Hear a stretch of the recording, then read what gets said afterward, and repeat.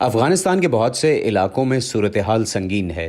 اقوام متحدہ کے خوراک کے عالمی پروگرام کے مطابق تقریباً 2,40,00,000 افراد یا 60% آبادی کو شدید بھوک کا سامنا ہے۔ وائس آف امریکہ سے خصوصی انٹرویو میں افغانستان کے لیے امریکہ کے نمائندہ خصوصی تھامس ویسٹ نے کہا ہے کہ افغانستان کے بگڑتے ہوئے انسانی بحران کا بین الاقوامی امداد رک جانے سے گہرا تعلق ہے، مگر ان کا کہنا تھا کہ طالبان کو معلوم تھا کہ وہ امداد جس پر افغان معیشت کھڑی ہے روکی جا سکتی ہے۔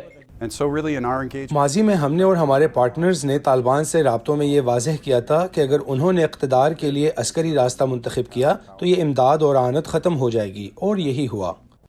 گزشتہ ہفتے طالبان کی وزارت خارجہ کے ترجمان نے امریکی کانگریس سے اپیل کی تھی کہ افغانستان کے منجمد اثاثے جاری کیے جائیں، اور یہ کہ اندرون ملک معاشی بدحالی بڑے پیمانے پر نقل مکانی اور مہاجرین کے مسائل کو جنم دے سکتی ہے، جس سے دوسرے ملک بھی متاثر ہوں گے۔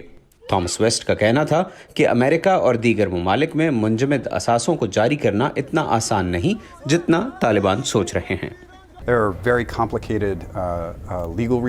یہ رقم مخصوص بینکوں سے دوسری جگہوں پر کیوں منتقل نہیں ہو رہی؟ اس کے پیچھے بہت سی قانونی پیچیدگیاں اور عدالتی وجوہات ہیں۔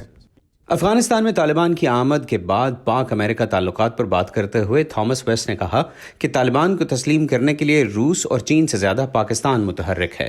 تھامس ویسٹ نے اس ماہ اسلام آباد میں چین، روس اور پاکستانی عہدیداروں کے ساتھ ٹرائیکا پلس اجلاس میں شرکت کی۔ اس انعقاد کو انہوں نے پاکستان کی جانب سے ایک مثبت کوشش قرار دیا اور کہا کہ امریکہ پاکستانی حکام سے ہر سطح پر بات چیت جاری رکھے گا۔ میرا خیال ہے کہ پاکستان کو افغانستان میں امریکہ کی پالیسی پر تحفظات ہیں، اور ہمیں طویل عرصے سے افغانستان سے متعلق پاکستان کی پالیسی پر تحفظات ہیں۔ میرے خیال میں اہم چیز دو طرفہ بات چیت ہے، اور ہم رابطوں کے ذرائع بند نہیں کر رہے ہیں۔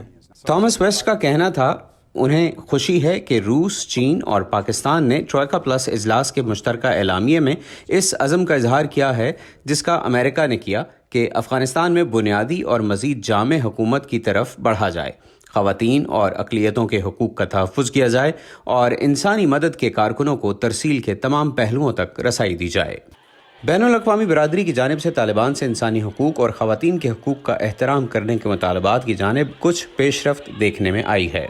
افغانستان کے تیسرے سب سے بڑے شہر ہرات میں 7ویں سے 12ویں جماعت کی لڑکیوں کے اسکول دوبارہ کھل گئے ہیں۔ سینڈی سین کے ساتھ محمد عاطف، وائس آف امریکہ۔